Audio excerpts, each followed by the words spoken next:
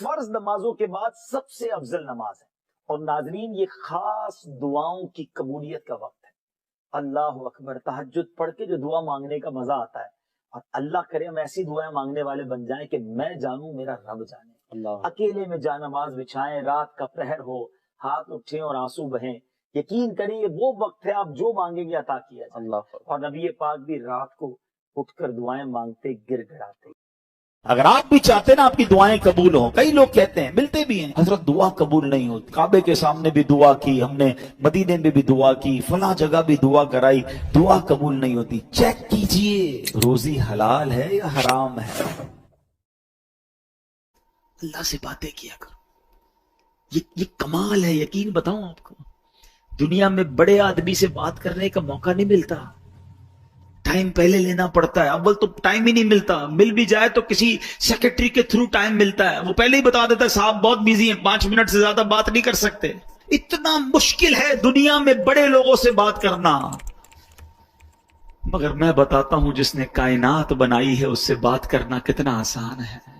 میرے اور رب کے بیچ میں کوئی سیکرٹری نہیں ہے. ہاتھ اٹھاؤ اور ڈائریکٹ بات کرنا شروع کر دو. جتنی دیر کرنی ہے کرو نا بات. اور وہ خود فرماتا ہے ادعونی استجب لکم، مانگو میں تمہیں عطا کروں گا.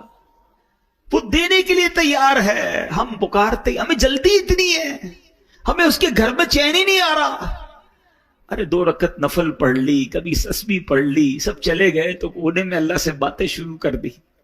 سوچو نا، اپنی ماں سے جب آپ تڑپ کر بات کرتے ہو تو ماں سینے لگا لیتی. جب اللہ سے عرض کرو گے کہ مولا پریشان ہوں، اے میرے مولا پھنس گیا ہوں، اللہ بہت گناہ ہو گئے ہیں، نہیں چھٹ رہے گناہ، مالک کسی طریقے سے بچا لے، اے اللہ حرام روزی سے بچا لے. بولو نا جو دل میں اللہ سے، کون روک رہا ہے تمہیں؟ اور جس زبان میں بات کرنی ہے کرو. ارے وہ تو دلوں کے حال جانتا ہے، وہ تمہاری کیفیات کو دیکھ رہا ہے. اس کے گھر میں آئے ہو تو مانگو نا اس سے. ارے تمہارا مہمان تمہارے ڈرائنگ روم میں بیٹھ جائے اور رونا شروع کر دے کہ پریشان ہوں، تو کیا دھکے دے کے نکالو گے؟ تم بولو گے گھر کے اندر آ گیا ہے، مہمان ہے، کچھ تو کرنا پڑے گا. ارے قریب کے گھر میں آ گئے جب تم اور ادھر آنسو بہانا شروع کر دیے تو کیا خالی لوٹ آئے گا؟ تمہیں اندازہ ہی نہیں کہ اس کے گھر میں آ کر دل سے مانگنے پر وہ کیا کیا عطا فرمائے گا. آنا جانا رکھو، تھام لو مسجد کو. علماء کہتے ہیں اگر کسی کے ایمان کو چیک کرنا ہے نا، اس کے ایمان کی اسٹرینتھ کو چیک کرنا ہے، تو یہ چیک کرو کہ وہ مسجد میں کتنا آتا جاتا ہے. مولا علی شیر خدا کرم اللہ تعالی وجہ الکریم کی شان بھی بڑے پیارے انداز میں سیکھنے کو ملے گی. حضرت علی بن ربیعہ رحمت اللہ تعالی فرماتے ہیں ایک مرتبہ مسلمانوں کے چوتھے خلیفہ حضرت علی المرتضی شیر خدا کرم اللہ تعالی وجہہ الکریم سواری پر سوار ہوئے، مجھے اپنے پیچھے بٹھایا اور حرا نامی علاقے کی طرف چل رہے تھے. چل پڑے.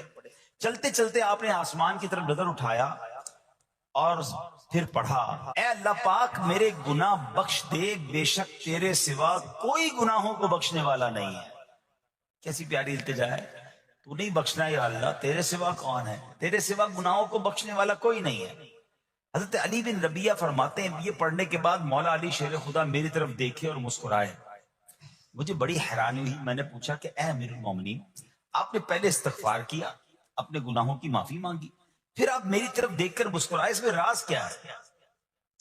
مولا علی شیر خدا کرم اللہ تعالی وجہ الکریم فرماتے ہیں کہ اپنے پرانا ایک واقعہ سنانے لگے، اپنی ماضی کی ایک یاد تازہ کرنے لگے. فرمانے لگے ایک مرتبہ پیارے آقا مکی مدنی مصطفیٰ صلی اللہ تعالی علیہ وسلم سواری پر تشریف فرما ہوئے اور مجھے اپنے پیچھے بیٹھنے کا شرف عطا فرمایا. مولا علی کو پیچھے بٹھایا نبی پاک نے اپنی سواری پر، اور ہم اسی جگہ یعنی حرا کا جو علاقہ ہے اسی طرف آ رہے تھے. اور چلتے چلتے میرے آقا علیہ الصلوۃ والسلام نے آسمان کی طرف نگاہ اٹھائی اور فرمایا اللہم اغفر لی ذنوبی انہو لا یغفر الذنوب احد غیرک، اے اللہ میرے گناہ بخش دے، بے شک تیرے سوا کوئی گناہوں کا بخشنے والا نہیں ہے. پھر نبی پاک علیہ الصلوۃ والسلام میری طرف دیکھ کر مسکرائے، اے ربیہ میں نے بھی وہی سوال کیا جو آج تم نے سوال کیا تھا، علی بن ربیہ نے سوال کیا تھا نا کہ آپ مسکرائے کیوں؟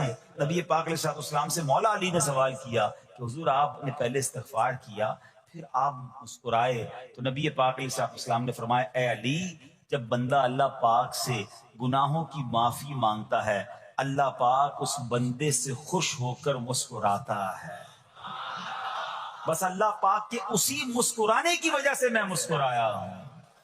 اچھا اس پر بات کرتے ہیں کہ استغفار کتنی کمال کی چیز ہے، اللہ کی کتنی پسند کی چیز ہے، مگر ذرا کمال تو دیکھیے مولا علی شیر خدا کا کہ آپ نے ایگزیکٹلی وہی پورا سینیریو کریٹ کیا، وہ پورا منظر آپ نے خود کریٹ کیا، بنایا کہ اسی طرح پیچھے سواری پر علی بن ربیہ کو بٹھایا، اسی وادی میں لے کر گئے، اسی وادی میں جا کر آسمان کی طرف نگاہ بھی کی اور وہی الفاظ دہرائے جو نبی پاک نے دہرائے۔ الفاظ دہرانے کے بعد حضرت علی بن ربیہ کو مولا علی دیکھ کر مسکرا بھی رہے ہیں، اور کمال دیکھیں علی بن ربیہ سوال بھی وہی کر رہے ہیں اور میرے شیر خدا جواب بھی وہی عطا فرما رہے ہیں۔ ہائے ہائے کیسا نبی پاک سے محبت کا انداز ہے، ایچ اینڈ ایوری اسٹیپ، ایک ایک قدم کو صحابہ فالو کیا کرتے، ہمارے اسلاف فالو کیا کرتے ہیں۔ مسکرایا بھی نبی پاک نے جس مقام پر جس انداز میں، وہ وہاں جا کر ویسے ہی مسکرا رہے ہیں، گویا یہ بتا رہے ہیں یہ نہ پوچھو میں کیا کر رہا ہوں، کسی کی ادا کو ادا کر رہا ہوں۔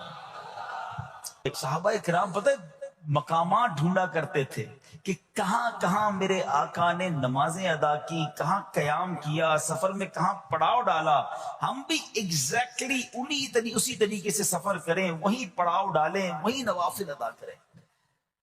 اللہ اکبر۔ اور آج ہمیں پتا چل جائے کہ یہ سنت ہے تو جواب کیا ملتا ہے؟ بھائی سنت ہی ہے نا، فرض تو نہیں ہے۔ امام صاحب سے اور مولوی صاحب سے اور علماء سے لوگ آ کے یہی سوال کر رہے تھے، حضرت گناہ تو نہیں ملے گا، سنت ہی ہے نا تو مسئلہ تو نہیں چھوڑ دیں۔ اللہ کے بندو سنت کو اتنا نارمل لے لیا، اب تو نیا طبقہ بن گیا، کہتے ہیں بھائی نماز میں فرض پڑھ لو بڑی بات ہے، کیا پڑھنا سنت ہے کوئی ضروری نہیں ہوتی۔ کہاں سے آگے لوگ جو نبی پاک کی سنت سے ہمیں دور کرنے کی بات کرتے، عاشق رسول کے لیے اس سے بڑی کیا بات ہے کہ پتہ چل جائے یہ نبی پاک کی سنت ہے۔ میرے آقا فرماتے من احب سنتی فقط احبنی، جس نے میری سنت سے محبت کی وہ ایسا ہے جیسے اس نے مجھ سے محبت کی۔ اور آگے سنو، فرماتے ومن احبنی کان معی فی الجنہ، جس نے مجھ سے محبت کی وہ جنت میں میرے ساتھ ہوگا۔ ارے سنت پر عمل کرنا تو جنت میں جانے، اور وہ بھی نبی پاک کے ساتھ جانے والا راستہ ہے۔ لوگ کہتے سنت ضروری نہیں۔ اللہ سلامت رکھے میرے پیر و مرشد کو، اللہ سلامت رکھے دعوت اسلامی کو، قدم قدم پر سنتوں کی بات دعوت اسلامی والے کرتے ہیں۔ یقیناً کچھ لوگوں کو پرابلم ہوتی ہے، یار اتنی سنتوں کی بات، تمہارا بیان بھی سنتوں بھرا بیان، مدنی حلقہ بھی سنتوں بھرا، تو جناب ہر جگہ سنت کی بات۔ ارے غلام آقا کے طریقے کی بات نہ کرے تو کس کی بات کرے؟ ارے مولا علی کو تو دیکھو یار، مولا علی شیر خدا، ہم پنجتن کے غلام ہیں، اہل بیت سے محبت کرتے ہیں، صحابہ سے پیار کرتے ہیں، ان کو دیکھیں نا، ایک ایک قدم کو، ایک ایک طریقے کو، ایک ایک انداز کو فالو کیا کرتے تھے۔ آپ کو پتا ہے حضرت ابوبکر صدیق رضی اللہ عنہ کا وصال کا دن آنے والا تھا، آپ کو آخری گھڑیاں تھیں، آپ نے اپنی صاحبزادی بی بی عائشہ صدیقہ رضی اللہ تعالی عنہا سے پوچھوایا ذرا یہ تو بتاؤ نبی پاک کا جو وصال کا دن تھا وہ دن کون سا تھا، وصال کے وقت کپڑے کیا پہنے تھے، یعنی ایک ایک بات کی معلومات لے رہے ہیں۔ تمنا یہ ہے کہ نبی پاک جس دن دنیا سے پردہ فرمایا اس سنت پر بھی عمل ہو جائے، میرا انتقال بھی اسی دن ہو جائے۔ آپ غور کریں کتنی باریکی سے پیارے آقا علیہ السلام کو صحابہ کرام اہل بیت اطہار فالو کرتے تھے، اور آج پتہ نہیں کیا ہو گیا ہے سنت۔ ابھی تھوڑے دنوں بعد انشاءاللہ حاجی حج کو جائیں گے، اللہ مجھے اور آپ کو بار بار حج کی سعادت عطا فرمائے۔ حج کے دنوں میں ایک ہی سوال ہوتا ہے، مینا کی راتیں سنت ہی ہے نا، نہ گزاریں تو حضرت کوئی دم تو نہیں ہو جائے گا؟ ارے تمہیں صرف دم کی فکر ہے، گئے کس لیے حج پہ؟ میرے آقا نے اگر خیموں میں مینا کے میدان میں رات گزاری تو عاشق رسول کے لیے تو اس سے بڑی راتیں کون سی ہوں گی؟ قدم قدم پر پیارے آقا کے طریقے کو فالو کرنا چاہیے۔ حاجی کو ایک ہی فکر ہوتی ہے بھائی دم تو نہیں لگ جائے گا، مولوی صاحب اور کوئی رعایت بتا دیں۔ ارے ہم گئے عبادت کرنے، سنتوں پر عمل کریں، مستحبات پر عمل کریں، بزرگوں کی اداؤں کو ادا کریں تاکہ زیادہ سے زیادہ برکتیں لوٹ کر آئیں۔ تو بہرحال اب آتے ہیں واپس اسی عمل پر۔ کیا عمل ہے کہ جس کو دیکھ کر رب بھی مسکراتا ہے۔ دوبارہ عرض کر دوں کہ اللہ کا مسکرانا وہ جسم اور جسمانیت سے پاک ہے، اس کی رحمت برستی ہے، اس کی رضا مل جاتی ہے۔ اور وہ کس بات پر رضا ملتی ہے کہ جب بندہ اللہ سے معافی مانگتا ہے تو اللہ اس کے معافی مانگنے پر بہت راضی ہو جاتا ہے۔ سبحان اللہ، اللہ پاک ایسے بندے سے بہت خوش ہوتا ہے کہ وجہ پتہ کیا ہے؟ وہ فرماتا ہے دیکھو میرا بندہ جانتا ہے کہ اس سے گناہ ہوا ہے اور یہ بھی جانتا ہے کہ میرا مالک بخشنے والا ہے۔ اللہ کی رحمت سے مایوس نہیں ہونا ہے۔ گناہ ہو گیا اب فوراً توبہ کرنا، استغفار کریں۔ سبحان اللہ، اللہم اغفر لی، اللہم اغفر لی، یہ پڑھنے کی عادت بنائیں، ٹھیک ہے؟ اور اس کے معنی بھی ہمیں پتا ہونا چاہیے کہ یا اللہ مجھے بخش دے، یا اللہ مجھے بخش دے۔ اور سبحان اللہ، ہو سکے تو استغفار کے اور بھی الفاظ ہیں، استغفر اللہ، استغفر اللہ۔ ہمارے شجرہ قادریہ تاریہ میں سید الاستغفار لکھا ہے، وہ پڑھنے کی عادت بنائیں۔ کم از کم 100 بار تو دن میں استغفار کریں نا۔ اے کاش کہ ہم استغفار کرنے والے بن جائیں۔ اور آپ کو شاید پتہ نہیں ہے، استغفار جہاں گناہوں کی معافی ہے نا، وہاں یہ بہت سارے مسائل کے حل کی کنجی بھی ہے۔ آپ اگر پرابلم میں ہیں، روزی کے مسائل ہیں، اولاد نہیں ہو رہی ہے، یا کوئی بھی پرابلم ہے، ایک واقعہ سنیے۔ حضرت امام حسن بصری رحمت اللہ تعالی، بہت بڑے بزرگ ہیں، ایک شخص آیا، آ کر کہتا ادھر بارش نہیں ہو رہی ہے، قحط کی پوزیشن آ گئی ہے، بارش نہیں ہو رہی، دعا فرمائیں، وظیفہ عطا فرمائیں۔ آپ نے فرمایا استغفار کرو۔ وہ چلا گیا۔ اچھا، ایک بزرگ بیٹھے تھے ان کے پاس، حضرت ربیع بن صبیح رحمت اللہ، وہ دیکھ رہے تھے۔ دوسرا بندہ آیا، کہتا حضور تنگ دستی ہے، کاروبار میں ڈاؤن ہے، رزق میں تنگی ہے۔ آپ نے فرمایا استغفار کرو۔ پھر تیسرا شخص آیا، کہتا حضور اولاد نہیں ہو رہی ہے، حصول اولاد کے لیے وظیفہ لینا ہے، فرمایا استغفار کرو۔ چوتھا بندہ آیا، وہ کہتا کہ حضور میرے باغ میں، فصلوں میں پیداوار کی کمی ہے، فرمایا استغفار کرو۔ حضرت ربیع بن صبیح کہتے ہیں حضور پہلا بندہ الگ پرابلم لے کر آیا، دوسرا الگ، تیسرا الگ، چوتھا الگ، چاروں کو ایک ہی دوائی، چاروں کو ایک ہی وظیفہ، استغفار استغفار۔ آئے ہائے، بڑوں کی بڑی باتیں ہیں۔ قرآن میں بھی پڑھتا ہوں، قرآن آپ بھی پڑھتے ہیں، مگر دیکھو اللہ والے کیسے پڑھتے ہیں۔ کیا خوبصورت جواب دیا آپ نے۔ آپ فرماتے ہیں سورہ نوح 12:29 آیت نمبر 10 سے 12 کی آپ نے تلاوت فرمائی۔ اب ذرا قرآن سنیے گا۔ بسم اللہ الرحمن الرحیم، استغفروا ربکم انہ کان غفارا یرسل السماء علیکم مدرارا ویمددکم باموال وبنین ویجعل لکم جنات ویجعل لکم انہارا۔ سبحان اللہ، ذرا سنیے گا، اپنے رب سے معافی مانگو۔ استغفروا ربکم انہ کان غفارا، بے شک وہ بڑا معاف کرنے والا ہے۔ اب دے گا عطا، کیا فرمائے گا؟ یرسل السماء علیکم مدرارا، وہ تم پر موسلا دھار بارش بھیجے گا۔ وَيُمْدِدْكُمْ بِأَمْوَالٍ وَبَنِينَ وَيَجْعَلْ لَكُمْ جَنَّاتٍ وَيَجْعَلْ لَكُمْ أَنْهَارًا، فرمایا اور مالوں اور بیٹوں سے تمہاری مدد فرمائے گا، اور تمہارے لیے باغات بنا دے گا، اور تمہارے لیے نہریں بنائے گا۔ باغات بھی بڑھ رہے ہیں، اولاد بھی عطا ہو رہی ہے، مال بھی بڑھ رہا ہے، بارش بھی ہو رہی ہے۔ اس چیز سے، استغفار سے۔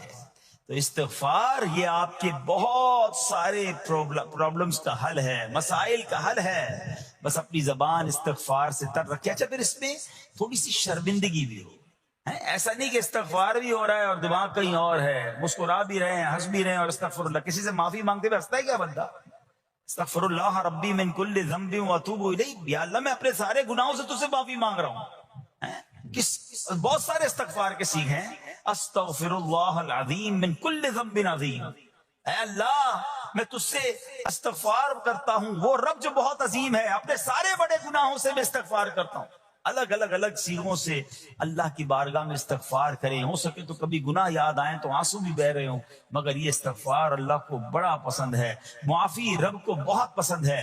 ابو اللیث سمرقندی رحمت اللہ تعالی لکھتے ہیں، پچھلی قوموں میں ایک شخص تھا، اس نے بہت گناہ کیے تھے، ایک بار اس نے اپنی پچھلی زندگی کے بارے میں سوچا، گناہوں کے بارے میں غور و فکر کیا تو اسے شرمندگی ہوئی.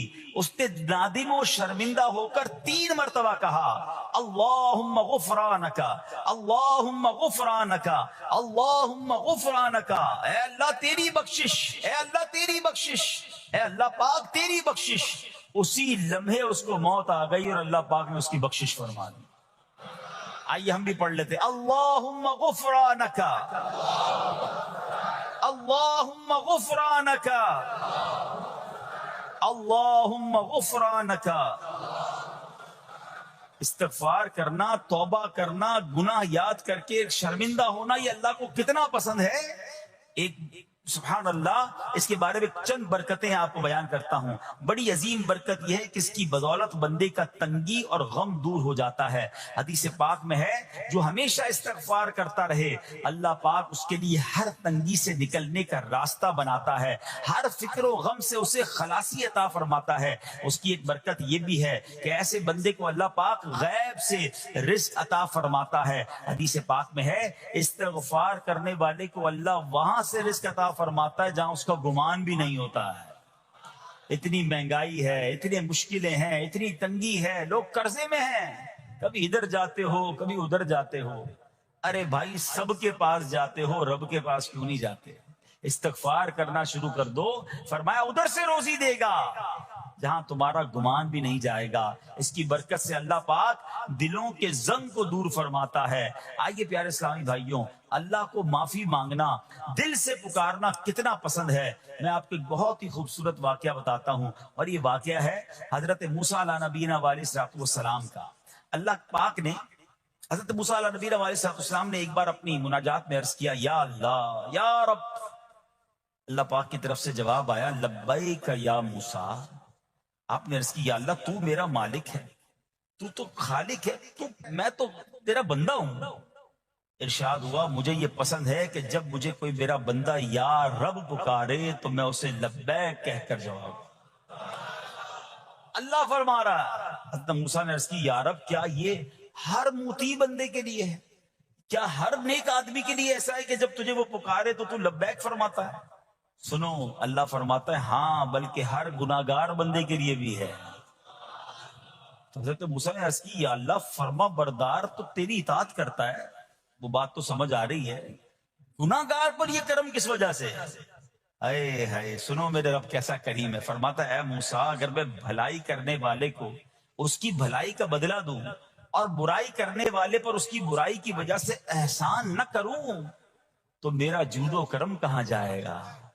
اللہ فرماتا ہے میرا پھر کرم، میری رحمت کس لیے ہے؟ برائی کرنے والا بھی، گناہ کرنے والا بھی مجھے پکارتا ہے، میں اسے بھی لبیک کہہ کر جواب دیتا ہوں. حضرت موسیٰ علیہ نبینا علیہ السلام کو ایک بار وحی نازل ہوئی کہ اے موسیٰ فلاں علاقے میں جاؤ، ہمارا ایک نیک بندہ اس کا انتقال ہو گیا ہے، جا کے اس کو غسل دو، اس کو کفن دو اور اس کا جنازہ پڑھو. حضرت موسیٰ وہاں پہنچ گئے اور جب وہاں جا کر آپ نے لوگوں سے کہا کہ مجھے فلاں بندے کے پاس لے جاؤ جس کا انتقال ہوا ہے، مجھے غسل دینا ہے، کفن پڑھنا ہے، جنازہ پڑھنا ہے. لوگوں نے کہا حضرت یہ تو زمانے کا گناہگار، بڑا بےہودہ، بڑا بدکار شخص تھا، آپ کو رب کا حکم تھا، آپ نے غسل بھی دیا، کفن بھی پہنایا، جنازہ بھی پڑھا، پھر رب کی بارگاہ میں عرض کی مولا بندے تو یہ کہہ رہے ہیں یہ تو بہت برا آدمی تھا، تو نے مجھے بھیجا اور فرمایا تیرا پیارا بندہ، میں نے جنازہ بھی پڑھ دیا، غسل اور کفن بھی دیا. اب ذرا آپ سوچیں کہ کسی کا جنازہ حضرت موسیٰ پڑھ دیں تو اس کی تو بخشش کا تو کوئی مسئلہ ہی کوئی نہیں نا، وہ تو اللہ کے نبی جس کا جنازہ پڑھے غسل دے تو یا اللہ تو نے ایسا انتظام فرما دیا. تو رب کریم کی طرف سے پتہ ہے کیا جواب آتا ہے؟ اللہ فرماتا ہے اے موسیٰ بندے سچ کہتے ہیں، یہ بندہ واقعی بڑا گناہگار تھا. جو علاقے والے شہر کے لوگ کہہ رہے ہیں نا ٹھیک کہہ رہے ہیں، یہ بندہ تھا ہی ایسا. یا اللہ جب اتنا گناہگار تو اتنی بڑی مہربانی کس وجہ سے؟ ارشاد ہوا اے موسیٰ اس بندے نے مرنے سے پہلے مجھ سے 5 کلمات کے ذریعے بات کی، مناجات کی، مجھے پکارا، 5 سینٹنس تھے، 5 کلمے تھے، اور اے موسیٰ اس کی وجہ سے میں نے اس کی مغفرت فرما دی. حضرت موسیٰ کہتے ہیں یا اللہ وہ 5 کلمے تو بتا دے، وہ 5 کیسے جملے تھے کہ علاقے میں سب سے مشہور بدکار، اور اس کا انتقال ہو تو رب مغفرت بھی فرمائے اور اپنے نبی کو فرمائے جا کے جنازہ پڑھو. تو آپ نے کہا یا اللہ وہ 5 کلمات بتا دے. اب ذرا یہ 5 کلمات سنیے گا. ایکچولی جو بات سمجھنی ہے نا، استغفار ہے کیا، معافی مانگنا ہے کیا، توبہ کیا ہے. اللہ فرماتا نا کہ ہم نے سنا کہ جو بندہ اللہ سے استغفار کرتا ہے اللہ اسے دیکھ کر مسکراتا ہے. اس کی وجہ یہ کہ بندہ رب کی بارگاہ میں اپنے آپ کو سرنڈر کرتا ہے، اپنے گناہ یاد کرتا ہے، اپنی کم مائگی کا اظہار کرتا ہے. وہ کہتے ہیں نا الندم التوبہ، شرمندگی توبہ ہے.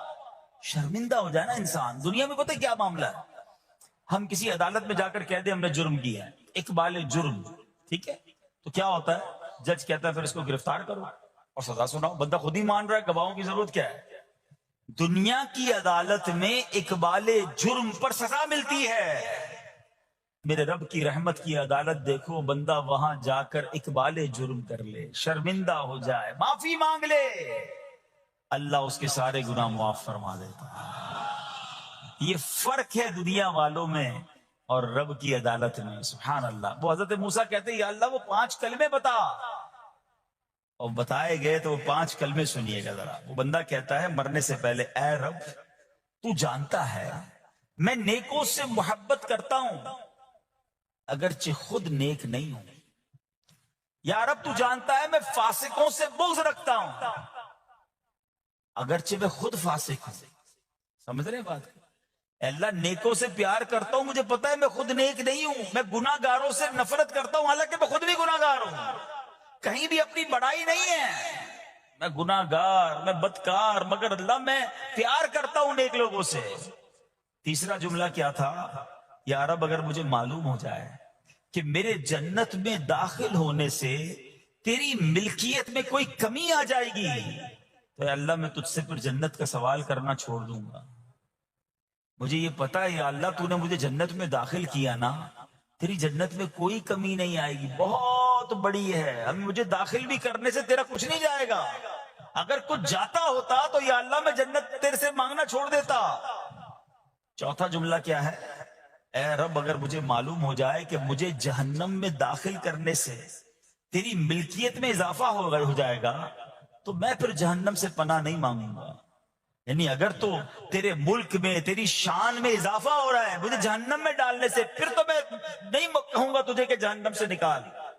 مگر مجھے پتا ہے تو پہلے ہی مالک ہے، تو پہلے ہی خالق ہے، سب کچھ تیرا ہے، مجھے جہنم میں ڈالنے سے تیری کوئی ملکیت میں اضافہ نہیں ہونا. اور آخری بات کیا کہتا ہے، یا رب اگر تو مجھ پر رحم نہ کرے گا تو پھر کون کرے گا. اللہ فرماتا ہے اے موسیٰ میں نے اس پر رحم کیا، یہ میرے کرم کے لائق تھا، میرے کرم کے لائق نہیں تھا کہ میں اسے ناکام لوٹا دیتا. جب اس نے یہ کلمات کہے تو میں نے اسے درگزر فرمایا، اس کی مغفرت فرما دی، اور میں ہی بخشنے والا مہربان ہوں. کہ جو معافی مانگتا ہے نا اللہ اسے بہت پسند فرماتا ہے. حدیث پاک میں آتا ہے التائب من الذنب کمن لا ذنب له، گناہوں سے توبہ کرنے والا ایسا ہے جیسا اس نے گناہ کیا ہی نہیں ہے. اچھا اب ایک اور بہت پیارا عمل جس کو دیکھ کر اللہ مسکراتا ہے، وہی میں نے جو تفصیل بتائی کہ اللہ کی رحمت راضی ہو جاتی ہے اور اللہ کی رحمت برستی ہے، رب راضی ہو جاتا ہے.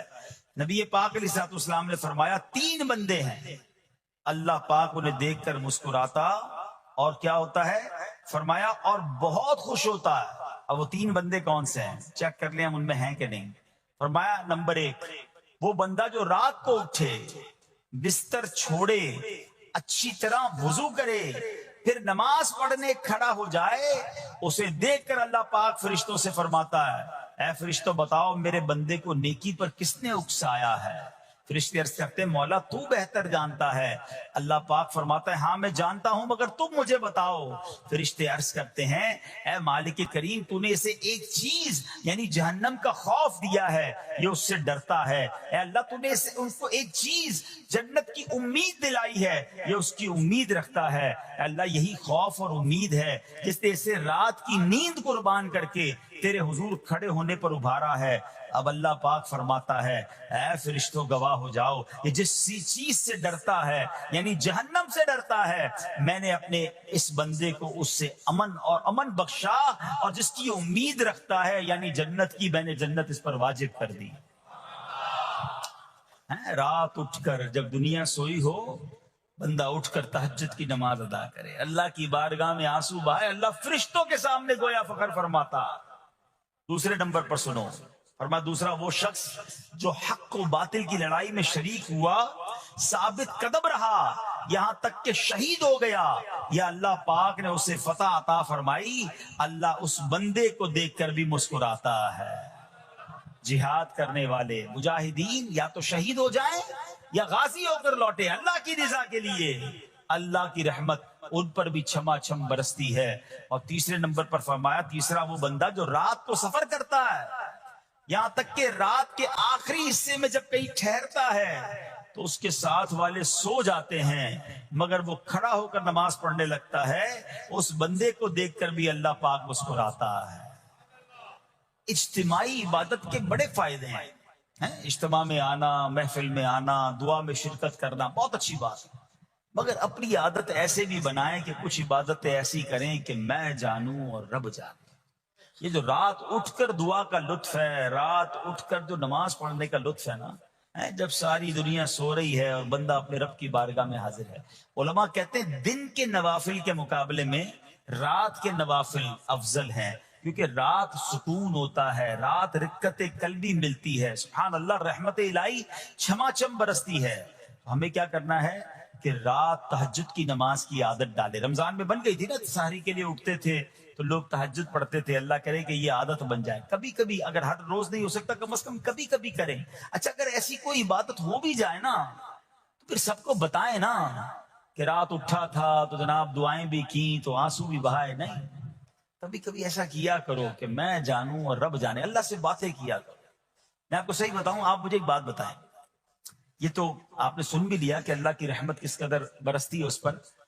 زندگی میں بھی جب کبھی ہم پریشان ہوں اور رات نیند نہ آئے, کبھی کبھی ایسا ہوتا ہے پریشانی میں نیند نہیں آتی, کروٹیں بدل رہا ہوتا انسان, اور اس کروٹ بدلتے بدلتے میں آپ کی جب والدہ حیات ہوگی یا ماشاءاللہ جن کے پاس ماں موجود ہے, ماں جیسی ہستی کہاں ملتی ہے پھر. ایک بار اور سن لو, دنیا کی بہت ساری چیزیں میرے اور آپ کے پاس ہیں جو ریپلیسیبل ہیں, جو بدلی جا سکتی ہیں. موبائل فون لیتے ہیں, بڑی خوشی سے لیتے ہیں, مگر نیا ماڈل آتا ہے تو لوگ بدل لیتے ہیں. سواری لیتے ہیں, بڑی خوشی ہوتی ہے, مگر جب نئی سواری آتی ہے تو ریپلیس بدل دیتے ہیں. ماڈل نیا آ گیا بھائی, اب وہ پرانی لگتی ہے. مگر یاد رکھو, ماں باپ چلے جائیں نا, اس کے بعد ماں باپ دوبارہ نہیں ملتے. ان کا کوئی نیا ورژن یا نیا ماڈل نہیں ہے تو ان کی قدر کر لو, ان کی دعائیں لے لو. تو بہرحال آپ کبھی کبھی تکلیف میں ایسا ہوا ہو کہ رات کو نیند نہ آئی ہو, بے قرار ہو کر ماں کے پاس گیا, آنکھوں میں آنسو لے کر کہ ماں میں پریشان ہوں, بیمار ہوں, یا قرضے میں ہوں, یا فلاں پرابلم ہے. ماں نے کیا کیا تھا, کروٹ بدل کر سو گئی تھی کہ بیٹا تو جان تیرا کام جانے, یا ماں خود بھی بیدار ہو گئی, سینے لگایا اور دعا کرنا شروع کر دی. بھائی ہم روئے تو ماں بھی روئی. یہ ہے نا ماں. میری تکلیف, ایسا لگتا ہے کہ مجھے کبھی کبھی یہ فیصلہ کرنا مشکل ہوتا تھا کہ تکلیف مجھے زیادہ ہوتی ہے, میری تکلیف میں میری والدہ کو زیادہ ہوتی ہے. بیمار میں ہوں, تکلیف اسے, یہ رشتہ کہاں ملتا ہے. مگر مجھے ایک بات بتاؤ, جب میری تکلیف پر رات نیند چھوڑ کر, بستر چھوڑ کر میں ماں کے پاس گیا, ماں نے سینے لگایا, تو اگر میں اپنا بستر چھوڑ کر آنکھوں میں آنسو لیے میری ماں سے مجھے کہیں زیادہ پیار کرنے والے رب کی بارگاہ میں چلا گیا, تو اس کی رحمت کیا مجھے مایوس کر دے گی. میری ماں کے دل میں جو ممتا ہے نا وہ بھی میرے رب نے ڈالی ہے, تو رب کی رحمت کتنی ہوگی.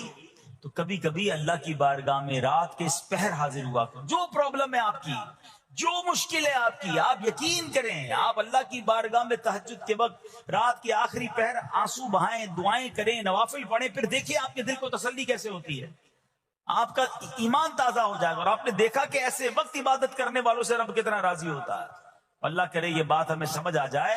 اسی طرح عظیم صحابی حضرت عبداللہ ابن مسعود رضی اللہ تعالیٰ سے روایت ہے، پیارے آقا مکی مدنی مصطفیٰ صلی اللہ تعالیٰ علیہ وسلم نے فرمایا، ایک بندہ رات کو اٹھتا ہے، اچھی طرح وضو کرتا ہے، پھر اللہ پاک کی حمد کرتا ہے، اس کی بزرگی بولتا ہے، اپنے نبی علیہ الصلوۃ والسلام پر درود پڑھتا ہے، قرآن کھول کر پڑھنا شروع کر دیتا ہے. یہ وہ بندہ ہے جسے دیکھ کر اللہ پاک مسکراتا ہے اور فرماتا ہے، دیکھو میرا بندہ عبادت کر رہا ہے جبکہ اسے میرے سوا کوئی نہیں دیکھ رہا ہے. اللہ، یہ کاش ہمیں عادت مل جائے کہ ہم اکیلے میں عبادت کریں، انفرادی عبادت کریں، میں جانوں میرا رب جانے. کبھی تلاوت کریں، کبھی درود پڑھیں، کبھی دعائیں کریں، کبھی آنسو بہائیں. سبحان اللہ، اس کا مزہ ہی اور ہے. ہاں، کبھی ایسا ہونا چاہیے. ہم محفل میں عشق رسول کے عالم میں رو بھی پڑھتے ہیں، مدینے کی یاد ہو، نعت شروع ہو تو ہماری آنکھوں میں آنسو آ جاتے ہیں، یہ بھی اچھی بات ہے. مگر کبھی کبھی رات ایسی بھی ہونی چاہیے کہ دل میں ہو یاد تیری، گوشے تنہائی ہو، دل میں ہو یاد